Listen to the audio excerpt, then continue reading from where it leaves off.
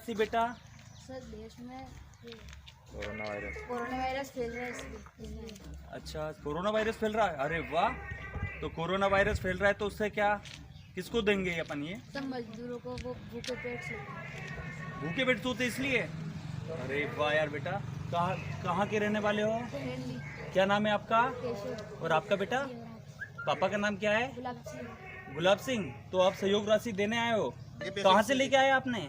Sir मेरे पापा को पॉकेट में नहीं देते इसलिए हम गुल्लक से तोड़ के आए। गुल्लक से सहयोग राशि देने के लिए आपने गुल्लक तोड़ा, आपकी पॉकेट मनी देते थे? हाँ।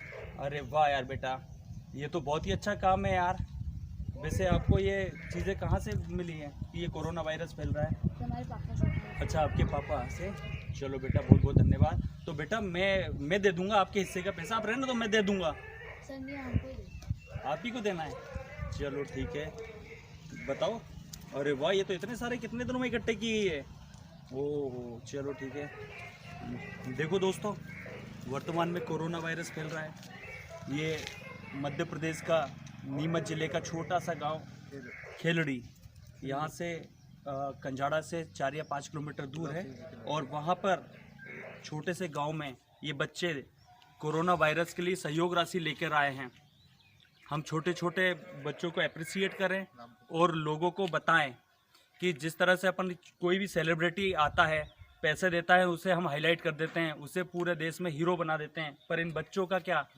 जो बच्चे हमारे रियल हीरो हैं, ये अपनी कमाई से जितने पैसे उतने गुने ज़्यादा सहयोग राशि प्रदान कर रहे हैं। तो हम क्यों ना इनको भी सुपर हीरो बनाएं। और मैं लोगों से और अपील करना चाहूँगा कि देश में इसी तरह से जिन बच्चों का हौसला है, उसी हौसलों से आप यदि सहयोग राशि ना दे पाओ, कम से कम ऐसे लोग घर के अंदर रहकर इस कोरोना महामारी से लड़ने में देश का सहयोग करें। बहुत बहुत धन्यवाद। क्या नाम है बेटा, एक बार और नाम बताइए? केशव परिहार। और आपका? बड़े क्यूट हो। सॉरी हाथ लगाया। ठीक है, ओके, थैंक यू बेटा।